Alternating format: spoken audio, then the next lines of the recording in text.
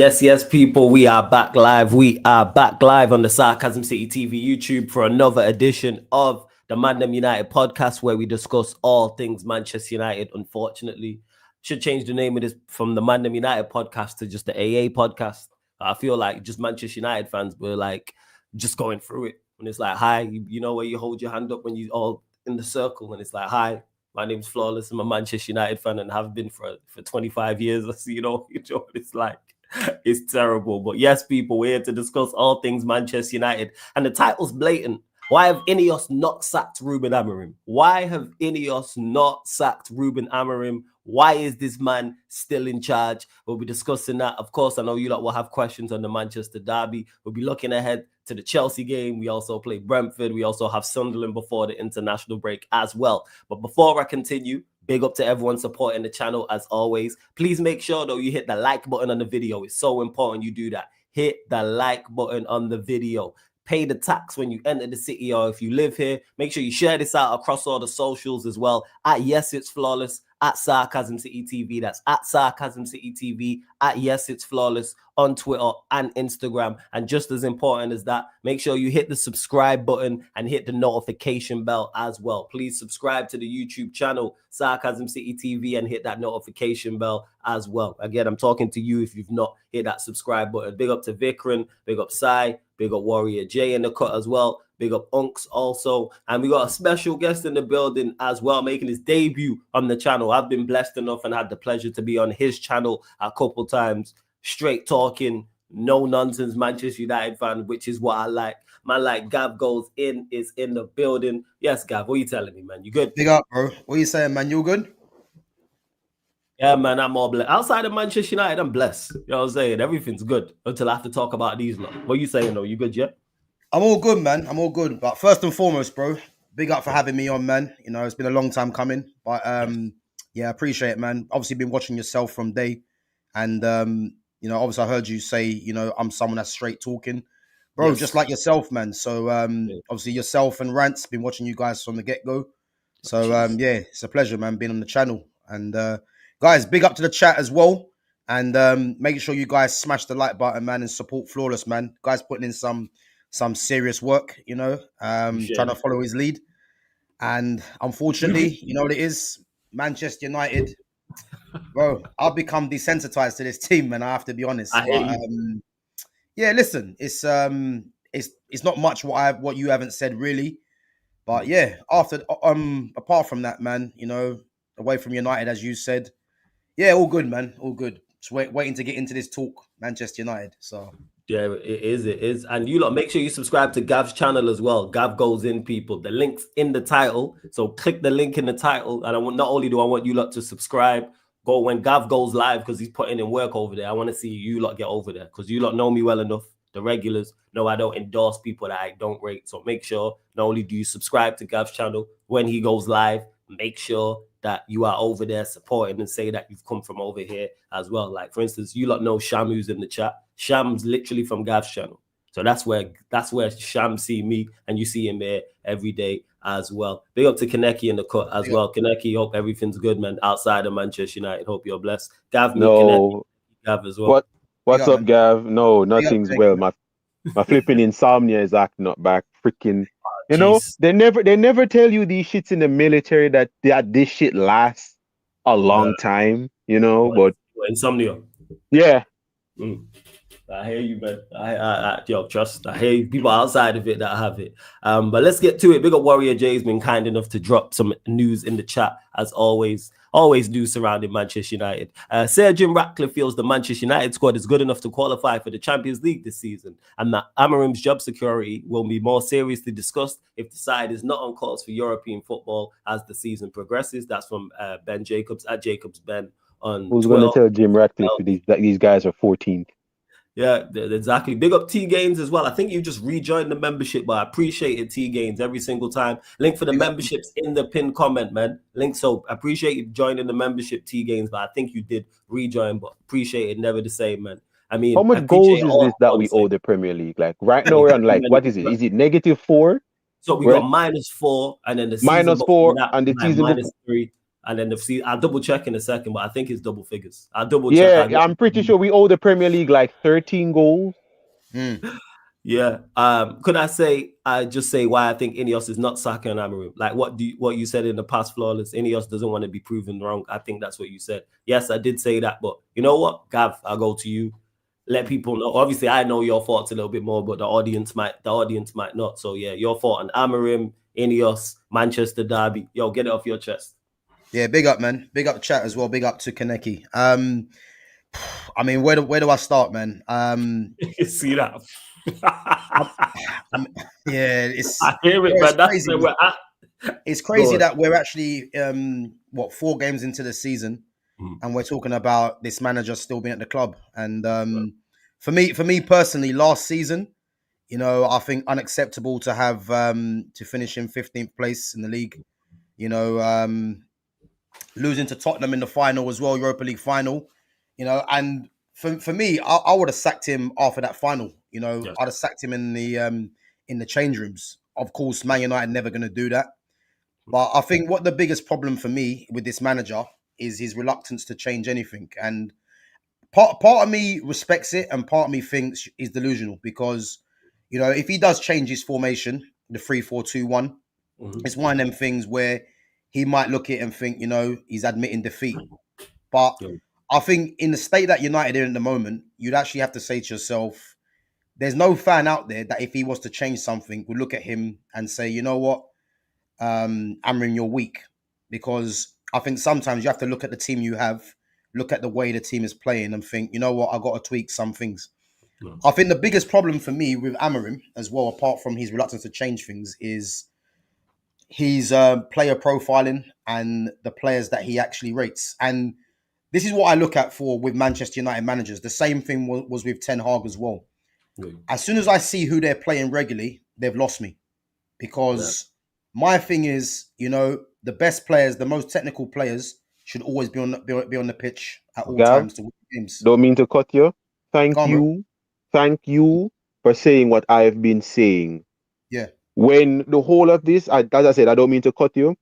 Amorim was my third choice manager that I wanted at Man United. Number 1 was Hansi Flick, me and Flawless right here.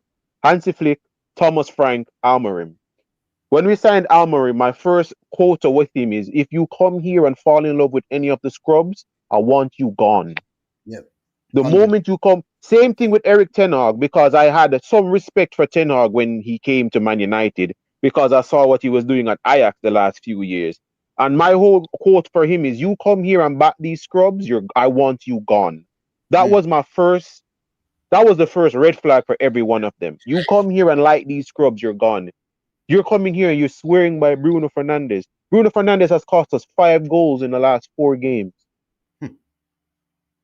He gave away the corner for Arsenal. Wasn't watching Smith Rowe. Lost his marker, that was Smith Rowe. The 2 Burnley goals came from him losing the ball in dumb positions. And the goal that we conceded against you're talking about one of the goals against City you're talking about. Yeah, one of the goals against Manchester. Yeah, him not watching Foden.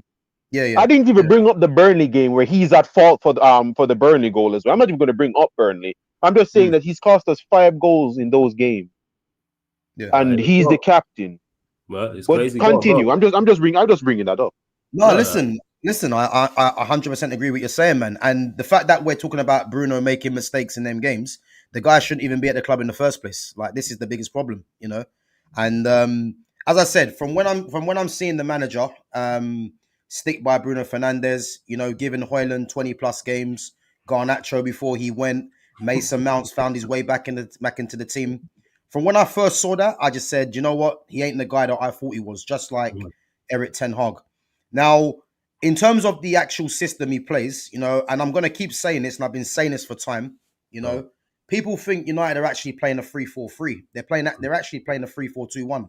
Because if you actually check it, because there's wing backs and we're playing with a left and a right 10, you can't play the 3-4-3 because 3-4-3 means you're going to have inside forwards or wingers. Now, when you're seeing Brian Mbeumo playing as a right 10, that's an immediate red flag because, as we know, watching Mbeumo from Brentford, the guy's an out-and-out winger. Ahmad's a 10 and he's having to play wing back. So he's actually got Mbeumo and Ahmad in the wrong way round, in a sense, because the closest position to a wing back is a winger. I'm sorry, to a winger is a wing back in this system. So they're the two major things that I was looking at first and foremost as to what the problem is. Not to mention shoehorning Bruno Fernandes into the team. And when we have to watch Bruno play central midfield, it means it's either going to be Casemiro, 350 grand on the bench, even though Ugarte is poor, he's on the bench, costs 60 million, or academy product, Kobe Manu doesn't get game. And then we have to watch Mason Mount in the 10, which means Xerxes or Sesko don't play because Cunha and Mbeumo are the new signings. So all these things coupled in with, what is it, 8 wins in the Premier League since he's been here. 8 wins in 31 games, yeah. I mean, sack him for that alone. You know what I mean? So, there's plenty of things, man. But I think for me, as I said to you, I've become more desensitized to Man United because I truly thought that INEOS were going to act on AMORIM in the international break, and the fact that he's still here, he's still embarrassing us. Telling us that Kobe Manu's competing with Bruno for a place. Then against Grimsby, because he's in trouble, he brings Bruno on to play with Kobe. So he's just lying. He's just lying to us. And then now it seemed like Kobe's battling with now Ugarte, Casemiro, and Bruno for a place. Yeah. So again, the guy's just blatantly lying to us, and I think you said it before, Flawless, as well, and a few others. Because of the way he talks, people actually think that he's actually saying the right stuff. But yeah, he's not fooling me. That's what I will say, because I'm not saying that these players are, are getting away with criticism, but these players are a lot better than what we're seeing. And for me, a 4-2-3-1 is the formation that I want to see, where you can get most of your best players in the team. So that's fair. Yeah. That's very fair. Big up to Sai as well, who says, Flawless and Panel, can you point out why Ruben is not worked at United? Do you think the system's problem or the players the problem? I think it's both, to answer your question, Sai. I do think the system is a problem, but again, the way he executes the system. I say this all the time. Any formation in the Premier League can work. Yes, you do have to have the players to utilize it, but it's how you execute it. Because everyone who talks and says you can't play a 2-man midfield playing a back three, Palace do it.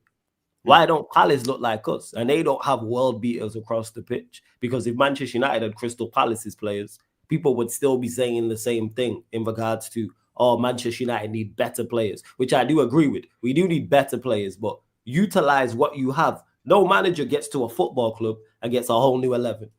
No manager gets to a football club and gets 24, 25 players straight away. This is not Football Manager. This is not FIFA. That doesn't happen. You might get 4 or 5, maybe you get 6 if you land at a club that are really, really going to back you. But even then, you're still going to have players who you don't rate. You're going to have players who are probably not good enough, hence why the last manager got sacked more often than not. And you're going to have players who don't fit your profile, so utilize it. Kaneki's mentioned it. Gab's mentioned it as well.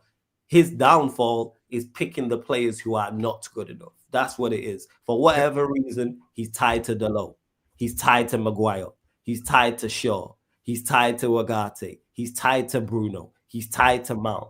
All of these players are not good enough. If he was playing, this is going to sound so stupid. If he was playing the better players, he'll probably get better results, people.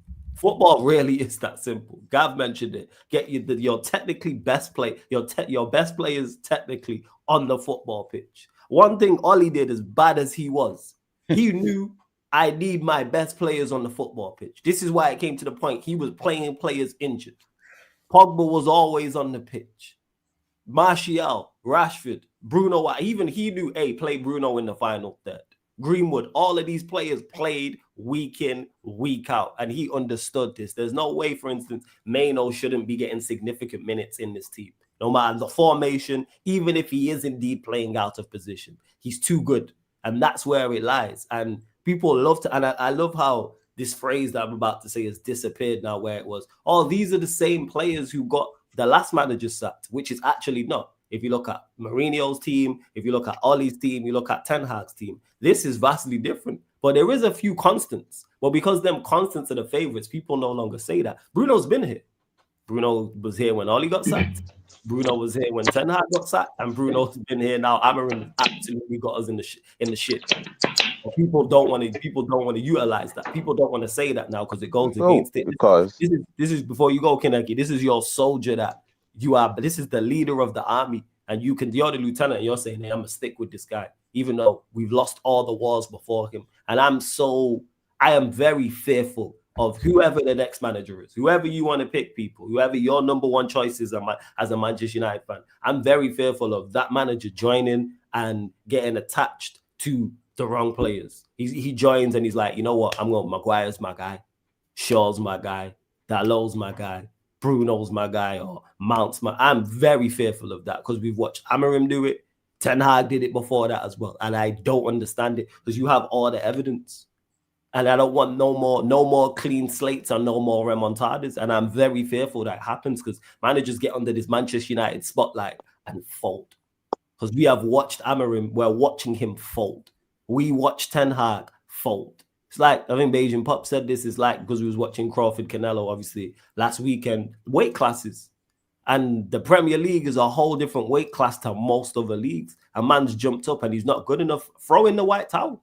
But INEOS are like, nah, keep him out there. Man is just getting battered.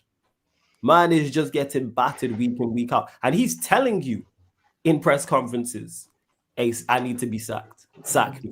I am not going to change. He's legit saying this. But hey. Because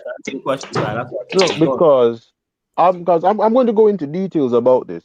Because some fuckers, thank you for whosoever unbanned me. I think he was certified. The person that got me unbanned on Said's channel, thank you. Because some fuckers wanted to tell and preach to everybody about how Bruno Fernandes is an 8. Here's a stat for everyone. Bruno Fernandes has played 25 Premier League games as an 8. 2 goals and 1 assist. Is it 25 games?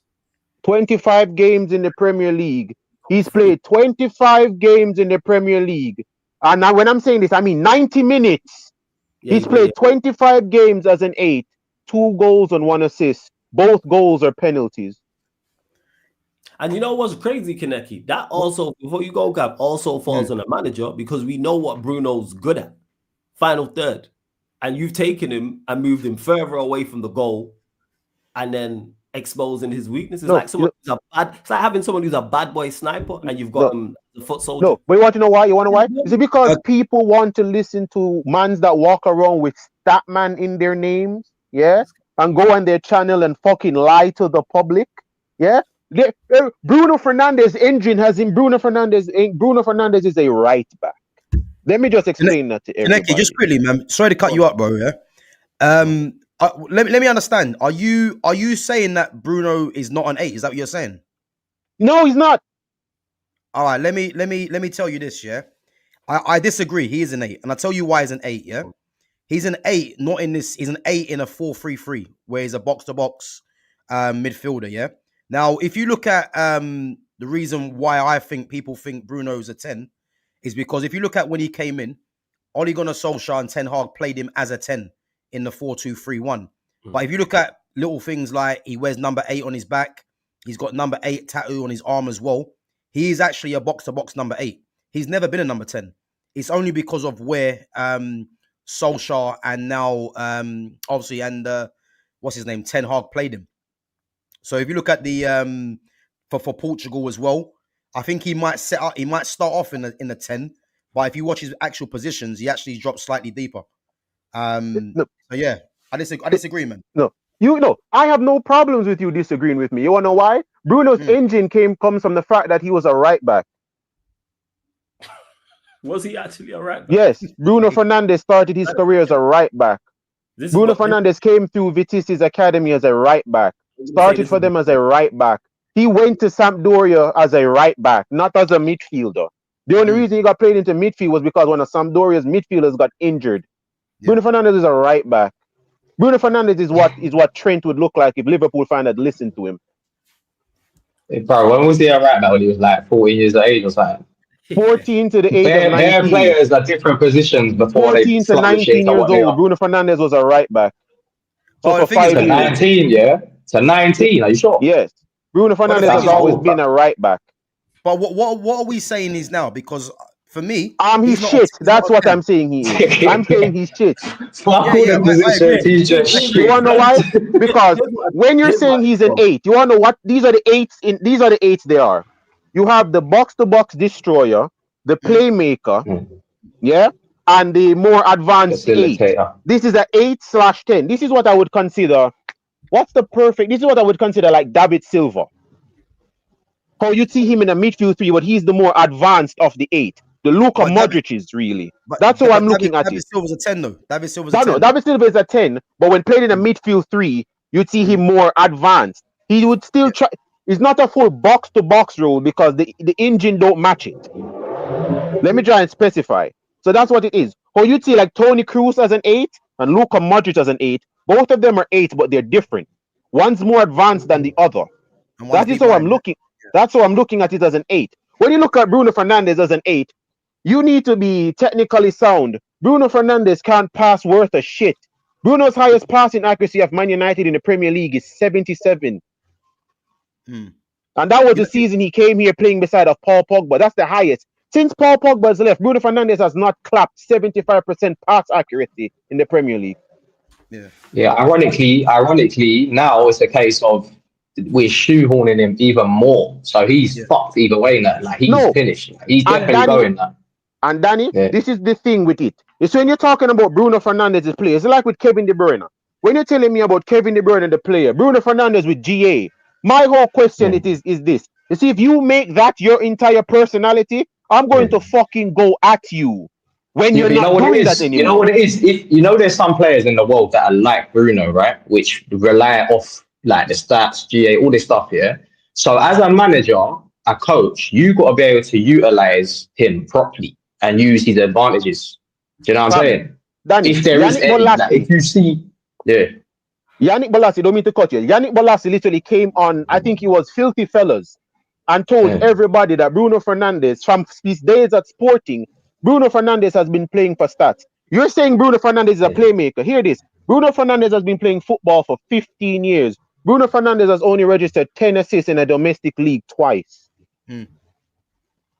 Here's what I think. 4 years at Sporting, he's only hit 10 assists in the Portugal League once. 4 years at Sporting, he's only hit 10 assists in the Portugal League once. He's playing for Man United right now, and he's only ever hit 10 assists once. Kaneki, let me just get something understood. Yeah, I don't rate Bruno not one bit. I've never. No, I know you don't. I know you don't. Ever since he come to the club, yeah, I've never rated him. People were looking at his numbers, but disregarding the fact that he was leaving that midfield empty to go and get numbers for himself. So I've never rated him, yeah.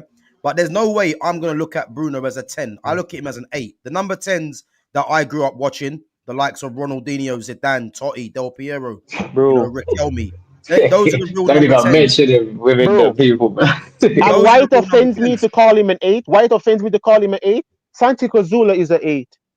That's why it sickens me to ever try to put that number near Bruno Fernandes. Santi Cazorla is an 8. Jack Wilshere is an 8. Ji-Sung Park is an 8. You want to know what all of these guys have over Bruno Fernandes? Technical ability. I am sorry. Bruno Fernandes failed to make a 5-yard pass in 2 Europa League finals and caught stuff. He's swag. He's swag. It definitely says a lot, when you can't understand the position in which he excels in. Do you know what I'm saying? Yeah, that tells you everything. That he's a shit player, but because good players, you know exactly what they do, you know their role, you know what they're good at, whatever. We don't know what Bruno is on. Like, we don't know. I think that's where it stands, because we are saying he's not good enough, and he is the difference of a 10 and an 8. Before we continue, though, there's over 60 of you lot in the building. Run up the likes, people. Run up the likes. Get us up to 50 likes, people. Man. Big up SB in the chat. I see you. You lot, make sure you subscribe to the catch up. Make sure you subscribe to Gav's channel. Gav's Goes In, people. The link is in the title. Click the link. Opens up a new tab. Subscribe. Back to you, Gav.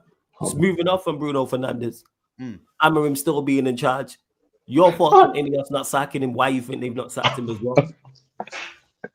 I mean, to be honest with you, man, I think a lot of people probably going to say the same thing. You know, they want to probably save face. I think for me, I'm going to give him till I reckon INEOS might act when it comes in between the Sunderland and Brentford game, because I'm thinking part of their thinking is, you know, Man City, they're expected to beat United.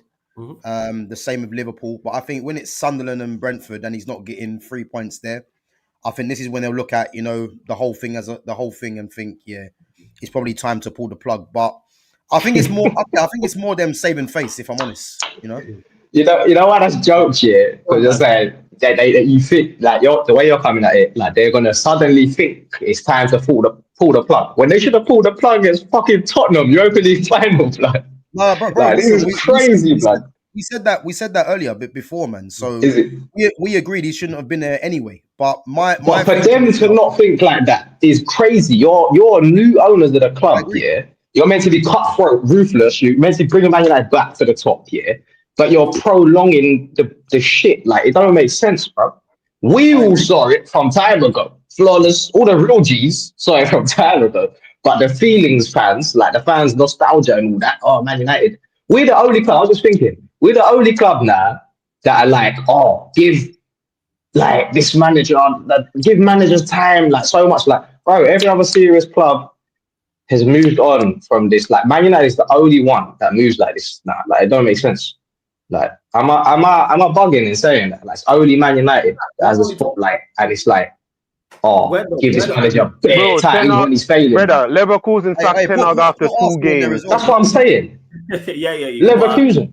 Yeah. For Arsenal in there, you right. Yeah. Let's. Arsenal as well. All right, cool. Even that being said, even with this win percentage, all jokes aside, any top he's not surviving at any top club with this win percentage. No chance. 8-31. For those that don't know, take out the sides who just got promoted this season. Take out the sides that got relegated last season. When you look at from when AMORIM took over up until now, the points tally, he's currently sat 17th out of 17th. Bro, the thing is, flawless, yeah, hindsight is a beautiful thing, isn't it? I think looking at the landscape now, assessing everything, you just move with logic. You just do the logical thing. We gave it a chance initially. We took a risk with AMORIM. Wasn't really proven at that. He just come from the Portuguese league and that. We took that gamble, rolled the dice, didn't work. You have to move on as quick as possible. They're doing the same mistake they've done with Ten Hag, prolonging the shit. We know what's going to happen, but you're just fucking prolonging it. And you're wasting us games, points, everything. Like, when we could salvage something still. Yeah? And now it's going to be an even longer process. They're actually counterproductive. They're not serious. So it's just stressful, man. Like, it really pisses me off. I tapped out, bro, a long time ago, man. You know what I'm saying? After that Europa League final, bro, I was done, bro. Like, you know what I'm saying? So I'm just waiting, man. I'm patiently waiting. You know, patiently waiting, bro. Shout out 50 at ManDem. That's a banger. I'm patiently waiting, yeah. For this guy to be sacked, yeah. This evening, bro. Sacking that. Yeah, because the fact that they was there and the reports coming out stating that Ratcliffe has gone. He thinks I'm seeing all these. Yeah, he thinks the squad is good enough to finish in the Champions League spots, and if Europe's not, there's all these leaks now. The players in it saying that they can't fit with the system and all that shit, man. Right? Yeah. Even Bruno, backed reports are saying that Bruno's unhappy playing in the deeper midfield. That's what I'm saying. That's what I was saying earlier. Like, the fact that he can't even fit Bruno in, anyhow. Yo, you went to bat for this guy. That's the craziest part. You begged this guy to stay. You chose to keep him. You made him your lieutenant, and then reports are coming out stating that, which really surprised me because Bro actually doesn't suit him. As much as I don't rate him, I know what his strengths are and I know what his weaknesses are. And you're taking away from his strengths and exposing even more of his weaknesses, which don't make no sense. You have someone who's a final third player, goals, assists. That's what he is. And you're saying, we're going to take you further. That's why his goals and assists have dried up. That's why when people defend him, you don't hear that no more, because it used to be, oh, look at the goals and assists we get. Look at the chances he's created. And because of all them numbers. And that's not sustainable, bro. That's not sustainable. And I hear making mistakes for goals and blaming Euro. That's the craziest part. He blamed Euro for those that haven't seen the interview after the City game. He blamed Gav. Yeah, he blamed Euro for the folding goal. But why be surprised if you just see him during the game? You know, if he misplaces a pass, you know, or if he gets tackled, he's always throwing his hands up in the air. So these things don't surprise me. You know, Bruno's been doing this for a while. So and unfortunately, Lenny Euro, you know, is the most recent one of this, man. Unfortunately, bro, Euro's been one of the most consistent players, bro, and he's only young, like he's 19. Yes. But at times he's carrying Man United's defense. You know what I'm saying? So throw him under the bus. That's ridiculous, bro. Like, I hate the fact that he sets the team up so shit that he makes the good players like not perform like as mad well as they really should be. Like, you know, like the synergy, it's not there, bro. Like, you're gonna make the really good players look a bit more average than what they are. And this is what I'm saying. Like, I think at the end of the day, we're overcomplicating a lot at this point.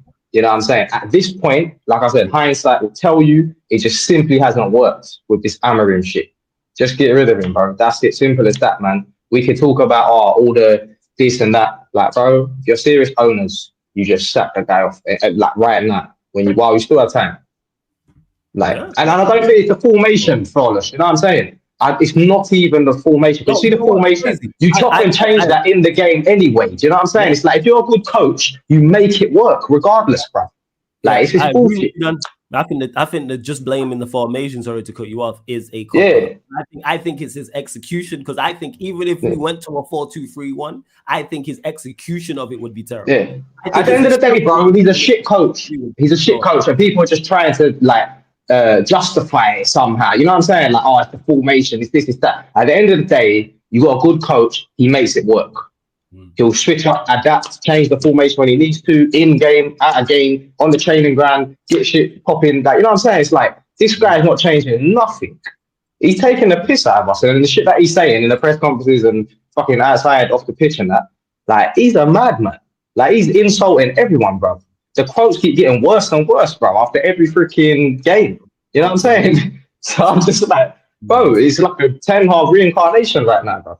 The funny thing is, Ten Hag is actually better than him. I never thought I'd be saying that. But that says a lot, innit? Because he was shit as well. You know what I'm saying? So it's like, how low do you want to go, mate? Like, it's fucking nuts, man. It's like crazy, man. Ollie was fucking better than most of them when you think about it. And that's like, they all weren't like, they're all terrible, and it's ridiculous. Ralph was the man. Yeah.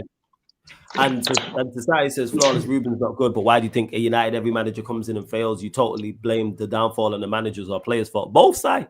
I don't think clubs fail or succeed all solely on one person. So is it solely on him? No. Is it solely on the players? No. It's both. That's where it's at. And in regards to managers coming into Manchester United to fail, people laugh when I said this, in particular, Vader and others, and now we're seeing it. This spotlight is different. When you are at Manchester United, you are under media scrutiny. Not even 25-8, it's 26-9. It's not 24/7, it's 26-9, literally. You are under scrutiny every single day that ends in Y, every month of the year, people. Literally, all year round, you are under scrutiny. Not just match days, you're under scrutiny. Before match days, during match days, after match days, and even when the game's finished the next day. Look at the amount of interviews they had him doing. And I think AMORIM even said it like, well, I'm not used to this type of thing. It's not like being at most of, there's only... Bro, he said it the first day he came in, bro. Do you remember? Yeah. When Bruno, he spoke to Bruno or something, and he's like, yeah, Bruno told me, like, I didn't expect it to be like this hard, like, in the Premier League. Because it's, like, it's a lot. Like when you're at Manchester United, like you are, like everything you do is analyzed. So I'm saying, even how you talk to a player, how you talk in a press conference is analyzed to a T. Just talking, just how you answer the question, and it could be a basic, how you settling in at Manchester United. That is that your answer to that question is analyzed. You don't get that anywhere. Like I think it was on his Rio Ferdinand, he was talking on his podcast. He was talking about when David Moyes got in, and this is before the season started. Playing videos of Jagielka to Ferdinand. It weren't that. It was not even actually. It's mad. But it's about the. That was a lie. Yeah. He said it didn't happen. It was about I swear. Wait, someone double check that. It was about the kit launch. He was saying how they flew out somewhere and had like the kit launch, and then he seen Moyes at the front of the plane, and he was kind of like overwhelmed because at Everton, if you're doing a kit launch, they're doing it on the pitch. But a kit launch at Manchester United is a whole film. It's a whole big thing, man. It's a whole big song and dance because it's Manchester. And these extra things people don't look into. You when you're managing Manchester United, you're not just managing football matches. It's not no regular, ordinary job. There's a whole media circus that comes with managing Manchester United. Yeah, but you know what, Flores? I hear all that, and the media thing is something that comes along with the role, yeah? And you need to be prepared. You need to have your, you need to have that mentality. But at the same time, I think where Man United are at, right, they just need a coach, bro, that can play good football, like all the media stuff comes after, and it don't even really matter at the same time because it's like just speak, let the results speak for itself, man. You don't need to say too much in the press conferences of that. As long as you're winning, it don't even matter, bro. Nah, but you're missing the point. I'm playing good. It's not like you doesn't matter. Site asked, why do managers fail here? And I'm explaining that all those. It's just pressure, isn't it? Because that's a whole extra thing. Yes, of course, winning football matches is the main thing, but I'm saying managing. But what I'm saying is, if you're a good coach, you'll be able to handle all that, extracurricular stuff. Because the first thing you need to be good at is being a coach, bro. Yeah, that's first priority. Yeah, of course. But what I'm saying is that impacts you, is what I'm saying, because it causes you. It can, but if you're a good coach and you got good mentality, you're only focused on being a good coach, bro. Like the other shit ain't gonna affect you really. Clearly affected AMORIM as we're watching. Yeah, because he's a shit coach. Yeah, but he wasn't that beforehand. He's performed better elsewhere where there's less pressure. Some people perform the thing is pressure. But Flores, you know what it is though, yeah. The thing is as well with this manager, yeah. He is a shit coach, and that's obvious, yeah. But he ain't got a mentality. Where he could have made it easier for himself, and this is key with any coach for me, is identifying who your best players are. If you can't identify your best players, your most technical players, you've lost straight away. Because for me, too many managers from Ten Hag and even go back to Solskjaer, Mourinho, these guys have been more interested in playing runners. And I don't care who you are, if you're more interested in playing guys that want to get around the pitch, you're not winning. Simple as that. Well, you know what's crazy, Gav? That wasn't their MO at their previous clubs. Ten Hag a little bit, like his second Ajax side was a little bit more similar to the side he tried to build at Manchester United, but that weren't AMORIM's side. That weren't his MO. It weren't a whole runners thing. Why do you think he's changed it then? I think it's being caught out. Pressure, innit? I think one's pressure, and two, I think he's been caught out by the league. And when I say that in regards to the physicality of it, and it's like, all right, cool. Let me just, because he's mentioned that on countless occasions. I think it's just him saying, hey, you know what? Let me get players on here who can run around and be mobile rather than dominate the ball. Also, panic sets in. Yeah, he's a stubborn guy, man. When you're under pressure, you don't make good decisions. Some people fold under pressure. We're watching him completely fold. Some people thrive under it. Some people like it. Some people need it to actually perform at the highest level. He's the complete opposite. This is why he's tried to leave twice. This is why he spoke on countless occasions about leaving the football club. Because the pressure, he just wants his money. If he could resign and still get his bread, he wouldn't be here. And that's what I'm talking about when Sai says, why does Manchester United managers fail here? Because it's an extremely tough job anyway. We're looking for the top 1% of the top 1%. The manager we're looking for is needle in the haystack business. It's extremely tough to be successful and manage at Manchester United. It's extremely tough extremely tough to manage a high level for any top club. That's not just us. Same goes for Chelsea, same goes for Liverpool, same goes for City, Arsenal, Real Madrid, Barcelona, Bayern Munich. More managers have failed at them clubs than succeeded. It's only a handful. If you total up, just even take away, forget Real Madrid, Barcelona, Bayern Munich, etc. Just look at the big six. And you total up all the managers they've had, let's say in the last 30 years, 40 years, 50 years, put a timer on it wherever you want. More managers have failed at these clubs than succeeded. Yeah. We've watched countless managers fail at Liverpool. We've watched countless managers fail at Chelsea. We've watched countless managers fail at Arsenal. City are new to it. We've watched countless managers fail at Spurs. We've seen this before. This ain't new. All teams have gone on droughts, and this is just us. So when people say, oh, it's just Manchester United, like we haven't seen Liverpool go 30, 36, 35, 36 years without a league title. Chelsea went 50 years without a league title. Arsenal still haven't won in Europe. They're on a 20-year drought for the league title because what these clubs are asking for is extremely tough. Hence why when managers are successful, we call them GOATs. This is why we hail up Pep. This is why we hail up Klopp. This is why we hail up Sir Alex Ferguson, etc. The list goes on. Like, so what is tough, extremely tough. But hey, that's just my thoughts on it. So yeah, but you got to keep trying. This is what you're paid the big money to do, is to go and find that next manager, because there's a next GOAT out there.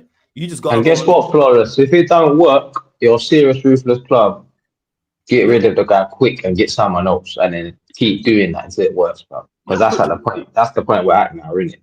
Like, that's what when you look at it. That's what clubs do, without doubt. Like, Flawless India Cali reported that they plan to sack AMORIM in October or sooner if things get bad. He was right about when he's going to get sacked. I've been saying it's not as close as people thought. I'm saying it's people fault. So Again, what games it are in should be. October? I don't get it. October's So what is it? Is that Chelsea? It's the Liverpool away. Chelsea. What's the Liverpool point, away. man? Sucking that, man. Brighton at home, Forest away, fuck? Spurs away. So Bro, we you know know that. what? I don't think he makes What it. are you waiting for? No, he can't. Impossible. Sorry, Lex. Sorry, I didn't get the number. 34 years, whatever, man. Your lifespan. Don't think about it. Why wait? Why wait to get better? Man. Your lifetime. That's what it is, Lex. In your lifetime. Go on, carry on. Why wait? Why wait to get battered by like the big like Liverpool, Chelsea, and all that? Like, why wait? You know what's going to happen. No, you want to know why? They see the smoke, they don't see the fire. They need to see the fire. Wait till it crash and burn, did it? Like, before doing something. No, fucking idiots, man. It's like this. A frog will not. If you put a frog in a pot of water and then start boiling, the frog won't know it's dead until it's dead. What about lobster? Think about it. Put a frog in boiling water and put it on low heat. That frog will adapt to that water. Just turn up the heat. That frog will not jump. It's going to adapt to the water. That frog is going to know you're killing it when it's dead. What are you saying? We have to jump off the 20th floor before we know. Nah, bro. Put it on. Dan, there's a saying in Jamaica we have. There's a saying we have in Jamaica for your brother called Sammy. You pick him up, you fling him down, him bounce right back. What a hard man for dead. Yeah, you pick him up, you fling him down, him bounce right back. In English term, you thump him, you shoot him, you run him over, you drown him, you light him on fire. Him will still appear in front of you the next day. Yeah? Very hard man to die. It's like that's Mark for Death, man. Steven Seagal. That's a film, Mark for Death. Exactly, and think about it. This man isn't a cat with 9 lives. He's a pussy with 13. That's the thing. He's not a cat with 9 lives, bro. He's a pussy with 13. Why is he here? Why is he here? Me no know. So, you're saying you gave him at Spurs. I told Flawless if him lose to Fulham in the Carabao Cup, I wanted him sacked. Me, I said in the Europa final. No, I didn't give him the Europa final. I said if he loses to Fulham in the Europa League, I want in the conference in the Carabao Cup, I wanted him sacked. I hear that. This is a manager that I backed when we signed him. But the moment he came here, I said, if you back the shit that's here, I want you gone. You come in here and you're swaying for Mount. Mason Mount at the time when AMORIM came here, Mason Mount had the same GA as Paul Pogba in football. Pogba was banned. Yeah, it's crazy, yo. It really is. So bad. Oh yeah, being a member of the channel for 22 months. Appreciate it, Lex. Big up, man. Every single time. How much worse can it get between now and October? Very much worse, Carl. It could. Even though it seems like it's going to get worse. Hey, Manchester United. Put your seatbelts on, mate. Manchester United always find a new way to unlock a new level of help. Just when you think there isn't a lower level, trust me, it can get distracted. What did I say, Flawless? The bar for Man United is so low, and you're like, it couldn't get any lower. Man United are standing in front of you with a shovel. Yeah, bro, they're under the sea, bro. Yo, I'm telling you, because we just lost to City. There's no guarantee that we win any of our next 7 games. Chelsea at home, Brentford away, Sunderland at home. Do you think we're winning our next 10 games? Brighton at home. No, I'm saying no. What I'm saying is there's no guarantee that we win one of those games. Is what I'm saying. That can get worse. We could become the end of that Spurs game 0-8 is the point I'm making. So yes, it could get worse. It could get worse. Brother, when's the last time they won back-to-back games, bro? And because we're not doing this because I'm tired of this. I've been content creating for 5 years and I hear this every time managers make bad team selections. It's nothing to do with upstairs. Managers choose the team. Stop it. Because I heard this last season with Garnacho and Højlund. Garnacho and Højlund are gone. I heard this under Ten Hag. I heard this under Holly. I heard this under Mourinho. Managers are choosing the team. It is not the upstairs. It's the managers who are deciding to pick these players. We literally got the evidence in the summer. He wanted Bruno to stay. Reports came out. He wanted Bruno to stay. And how you know it's him is because when there was reports of Maino wanting to leave, there was nothing from AMORIM. Radio silence. It was the club have blocked that move. The club has said turned down 115 million. When it was Bruno, it was not only the club who was saying no, it was also the manager as well. It's both in regards to that. So that's how you know. And also look at his team selections. He don't rate Maino. He don't rate Zerk. He don't rate Sesko. We just signed Lemon. So this whole new player, we've signed 4 players and he don't rate 2 of them. Yeah. We've signed 4 players and we don't want to play 2 of them. For Sesko to get a game, two players had to get injured. You know the funny thing is as well, yeah? I actually thought this was a joke, but he actually tried to target Conor Gallagher as well. Are we forgetting that? Yeah, I did hear this. Yeah, it makes sense. Because Conor That's a sackable offense, that. Mate. Yeah, Conor Gallagher's blood him out, and he loves him out. Yeah. So it makes sense. Brother. Sackable offense, that one. Maybe sick, bro. Brother, you need to understand this. I rank the type of things you need to come at Man United to do to know if you're going to last long or not. I disagree that players have this in their contract that they have to play enough. This is this is a myth. Everybody said that with Ronaldo. Ronaldo got dropped. Said the same shit with Ronaldo. People said the same thing with Rashford. People said the same thing Maguire. with people said the same thing with Maguire. So why have all these players been dropped? Yeah. David De Gea had it in his contract. David De Gea got dropped. And hypothetically, let's say this is true, even though it's not, and this is a myth that's just been created. Let's say let's say this is actually true. As a manager, you're an idiot then. If a club come to you and say, all right, here's a contract to manage the club, but you have to play certain players. If you go there, you're an idiot. You're an idiot. You're a proper idiot for a point, plain and simple, because now they are contributing to your downfall. So they've sat down. So what we're saying is United have sat down with Amorim, offered him a deal and said, right, we want you to do this, this, and this. But guess what? We want you to manage Man United, but not manage Man United. But guess what? You have to play Dalot, you have to play Bruno, and you have to play Mount. If they pose that to him, not only are Manchester United idiots, he's an idiot. I'll accept that. Not a chance. Come on, man. Let's know what we're doing here. No, because let's actually look about this in a way. Amorim is here, and I'm looking at him like, to everybody that was going at me when I said Man United are signing a failed NBA player in Sesko. You don't know what you're talking about. I'm pretty sure you all see that I know what the fuck I'm talking about. If he can't leap out the air like a fucking dolphin, what does he do? Yeah? You can't jump. Now what? I would have liked him to have actually contested for some aerial duels, to be honest, being that tall. He didn't even do that. Contesting about what? This man is in a league where every single fucking centre back is his height or taller. This ain't the Bundesliga where they're playing a 5'8" freaking Luca Bacchio. Because I swear he's like 6'5" or something like Luca Bacchio. Exactly. Yeah, he's like 6'5". Yeah. I know man coming in the Premier League like ain't no Luke Keeba here, bro. Yeah, ain't no freaking Schlotterbeck. Yeah, Ginter. Ain't no left back, ain't no short ass left backs playing centre backs in this league, bro. We have a left back that's 6'6". Don't overanalyze it. Who's that? Dan Burn. Yeah. Dan Burn 6'6". We're failing because of the ownership. We're failing because of the hierarchy. We're failing because we're failing because of everyone. Yeah, but you know what? Yeah, Flores, remember I said now. Yeah, you remember I said this fan base is laughable because all of a sudden we needed 30 goals Gyökeres, but yet you go for 13 goals a season in the Bundesliga, Sesko. Make it make sense, man. No, you know why? Because listen to this now. You are playing a manager that plays a back three. When you look at the midfield he had previously before at Sporting, he had Hurjman, someone that can sit in the midfield and shield that back three. You had one of the centre backs that had an engine that could drop into midfield in Diop? Diamande. You had him.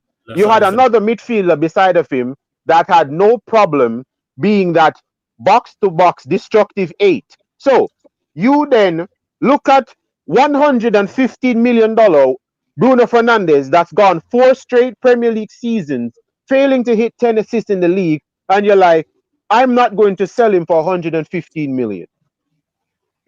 So a club that made bad decisions went to a player that makes bad decision and offered a bad decision. The player that made bad decision went home to his wife and both came up with a bad decision. Yeah?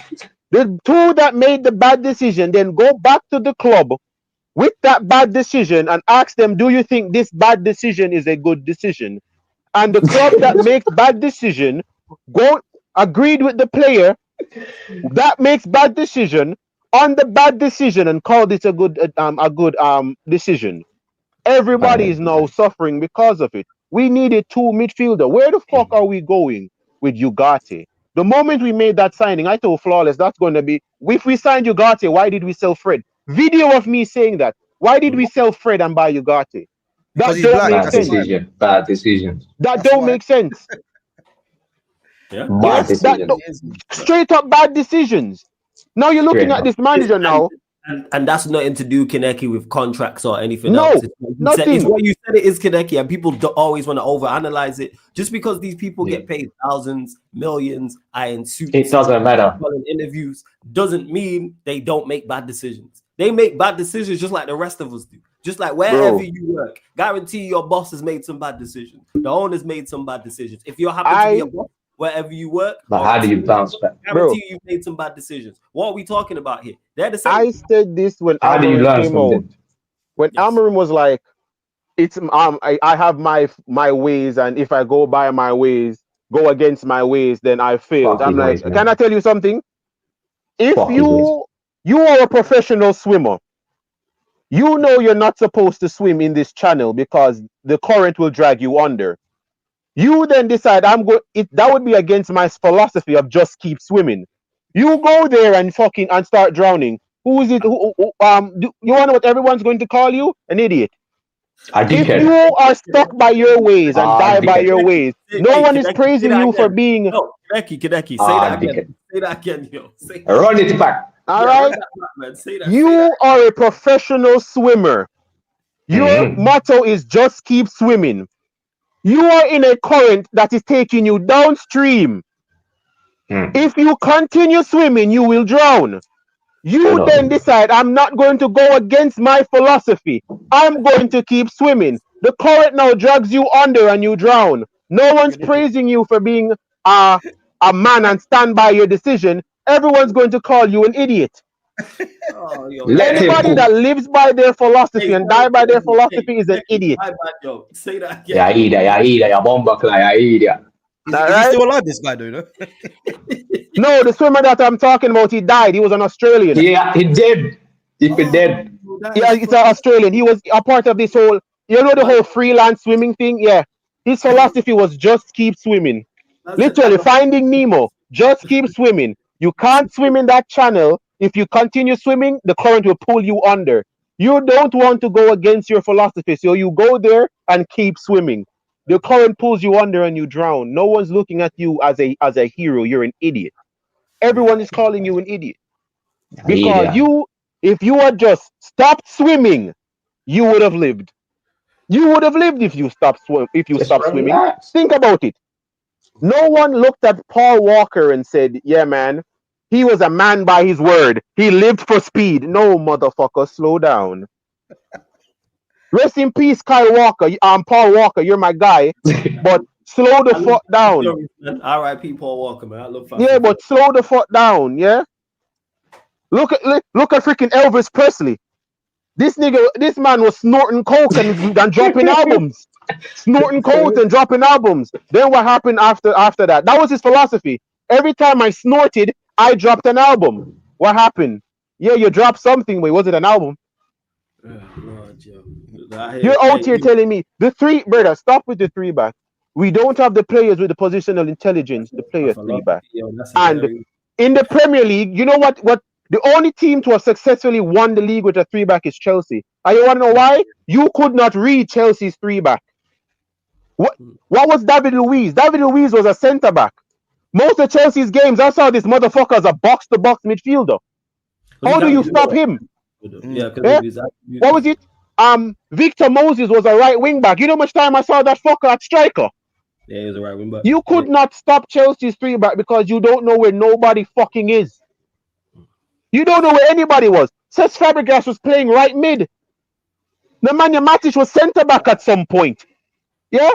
Eden Hazard was either somewhere in the midfield, somewhere at striker, somewhere on the right. You couldn't mark anybody. But guess what with Man United? Our players don't think, and our manager don't think neither. So when you're when you have a manager that can't think, playing players that can't think in a position, in a formation that needs you to think, what's going to happen? Bad decisions. See, Danny gets it now. Danny gets it. Bad decisions, playing bad decisions in a formation that needs good decisions. Hey, I ain't gonna lie, man. Yo, when people hear stuff with the Jamaican accent, it just makes shit so much clearer, man. It really does. Yo, really a clear cutthroat language, man. You need that. You wanna know why? Because sometimes you don't need the standard English. If I'm coming on you saying, well, when you have a manager that has bad ideas and then he goes to a player and they all come up with a bad idea, nobody needs to. When a brother come out of nowhere, I chat fuckery to a brother that is prone to fuckery, and the two of them combine. What do you think I go come out of it? No more fuckery. No more fuckery. Guys, am I lying? If you add fuckery and fuckery, it's not going to lead to anything else but fuckery. Fuckery plus fuckery does equal fuckery. Yeah, more fuckery. I don't get it. I don't have time to be angry at Man United because I had my anger fit with Eric Ten Hag when this brother was out here freaking scaling glass walls to see what's on the other side. Oh, shit. Let's not forget that front three of Garnacho, Rashford, and Højlund. That was never going to work. Brother. What I watched us have an attacking front three of Lingard, Juan Mata, and Romelu Lukaku, and we didn't struggle to score goals with that. We had an aging Juan Mata, Jesse Lingard, and Lukaku, and we did not struggle to score goals. Because it's balanced. That's why, man. It's balance in that team. Brother, I'm looking at this team because one of the main issues I have with this team is this. Because everybody, I remember this fan base going at it about Pogba with it. I'm like, Mourinho fell out with Pogba because Pogba and the whole falling out with him happened in the Arsenal game. Mourinho was saying, yo, let us play Arsenal, score and sit back. Pogba said Arsenal are there to die. We are going to kill we are going to kill them. This man never listened to Mourinho. Man said, if we sit back against Arsenal, we are going to lose. Arsenal that game had what? 33 shots, 17 on target. Now, have it that instead of attacking, we sat back. Arsenal would have put 5 past us. Arsenal would have easily have put 5 past us if we had sat back. 3 goals and Pogba was involved in all 3. Mourinho fell out with him because we won the game. Because he took it in his hand and said, I'm not listening to you. We're here to kill this game. I'm looking at Bruno Fernandes in the midfield. You don't listen. You can't follow it. Jorge Jesus was right when he called you a daft jackass. Everybody wants to tell you about Sancho's issue at Dortmund. Why is no one telling you that the Sporting Lisbon manager, Jorge Jesus, called Bruno Fernandes a daft jackass because he couldn't stay in position against Barcelona in the Champions League? Yeah, because why are you trying to man-mark Messi? Who the fuck are you? Because it goes against the narrative. But hey, you look, we are gonna close out in the next couple minutes because we're gonna get over to the Twitch to watch this Athletic Bilbao versus Arsenal game. So make sure you head over to the Twitch. Oh yeah, right. It's the Champions League game. I completely forgot. Hit the notification bell here. Subscribe to Gav's channel. Let me get scoreline predictions from everyone real quick. We'll go to you, Gav. United Chelsea on Saturday, 5:30 p.m. UK time. I'm gonna say 2-0 Chelsea. First, what you saying, Dan? 2-1 Chelsea. 2-1 Chelsea. What are you saying, Kaneki, quickly? I'm saying the same thing I said for the City game. 3-0. 3-0. All right, first. Hey, right, everyone's against Man United. Great having you on, Gav. Promote your channel. Let them know what you've got going on over there, where they can find you, etc., etc. Yeah, guys, listen, man. Gav goes in. YouTube, obviously, Twitter, Instagram, and on TikTok as well. But on the TikTok one, it might be Gav goes in 10. So, yeah, listen, come over and follow. Sub to the channel, man. And obviously get involved, man. Obviously, channel's trying to grow. I think I'm just past 1.6K. Oh, love that, yeah, man. Yeah. So yeah, just trying to put the work in, man, like flawless. So yeah, as I said, bro, man, appreciate you bringing me on, man. It's been a good chat. Big up to Kaneki as well, and big up to Danny, man. And big up to the chat, man. Some good discussions there. There we go, man. Shout out to everyone in the chat. You lot, subscribe to Gav's channel, people. Gav goes in. The link is in the title. Click the link and it opens up a new tab and subscribe to his channel. What are you saying, Dan, man? Let him know what yeah, man. Big up to everyone. Big up Sarcasm City. All day, every day. You know what I'm saying? Big up the people, them. I love you, lot. Yeah. Nice to meet you, Gav. Appreciate you hopping on and that and saying your piece. I like the clarity in your camera. You got the clarity. I like that, right? 4K and that clarity. Yeah, man. Keep it up, though, man. Keep up the good work, man. I want to see you shine, man. And like all of us, man, just continue growing. You know what I'm saying? But yeah, big up the panel. Yeah. Come on. Big up my Jamaican brother, my yard man. Come on. Big up, man. You know what I'm saying? Keep the passion alive. You know what I'm saying? Like, you're better. You're, bro, the passion. I love it. You know what I'm saying? I would have had that passion a couple years ago, but it's dying out. You know what I'm saying? Like, that's killing me, man. But I just don't have much words to say anymore until this manager's gone and we're playing good football again. Then shit, just gonna be, speaking the same shit all the time, man. But until it changes, so. But we have to hang in there, guys. You know what I'm saying? Brighter days are coming, man. You can always believe, man. But yeah, man, big up to everyone, innit? We still gonna be here, man. We ain't going anywhere. We ain't doing a run or anything like that. So again, man, make sure you subscribe to that channel, people. Make sure you do that. The links in the title. Big up to Dan. Big up Kaneki. Big up Gav again. Big up everyone in the chat. Big up all the regulars, all the members. I can't play this Kid Clash. Big up, man. Every single play this Kid Clash. Say again? I can't play this Kid Clash. Oh, yo, you play? I'm at work and I'm playing. I'm on my 15-minute break, so I'm playing a game on my other phone, bro. Oh, good, man. Do your thing, people. But yeah, we are indeed gonna close out. Just getting some feedback from you. That's all, you, man. So yeah, people. Again, subscribe to Gav's channel. Gav's goes in. Big up again, all the regulars, all the members, all the new people. Run up the likes here. Subscribe to the Sarcasm City TV YouTube channel as well. We're gonna redirect over to Troops because he's doing a watch along for the Athletic Bilbao Arsenal game. I'm heading over to the Sarcasm City TV Twitch, people. So get over to the Twitch. Come on, Bilbao, man. Come on. Watch along for the game as well. So get over to the Twitch. Hopefully Bilbao do indeed win the game, but I highly doubt it, people. But again, go follow the Sarcasm City TV Twitch. That's www.twitch.tv/Sarcasm City TV. That's twitch.tv/Sarcasm City TV. Or you just download the Twitch app from your app store for absolutely free. You create an account for free. Follow Sarcasm City TV, and then I'll be over there with the rest of the gang that joined. Not only we doing the Bilbao versus Arsenal game, Real Madrid versus Marseille as well. So we'll be doing back-to-back watch-alongs on the Twitch, and then we'll be back here for the Q&A probably at like 11:30 p.m. UK time, talking all things Champions League as well. Hopefully discussing losses for the hopefully discussing a loss for Arsenal. And is there any other things to complain? I don't think there is any of the main ones. I think City and Newcastle. Well, I think City and Chelsea. Yeah, they're both tomorrow. Yeah. And Liverpool. I think Liverpool played today as well. So yeah, here's hoping for an Atletico Madrid win as well. Well, that's highly good games, man. Good games. Yeah, there is definitely some good games. Good to have the Champions League back, and thankfully we are not in it because we get embarrassed. But yeah.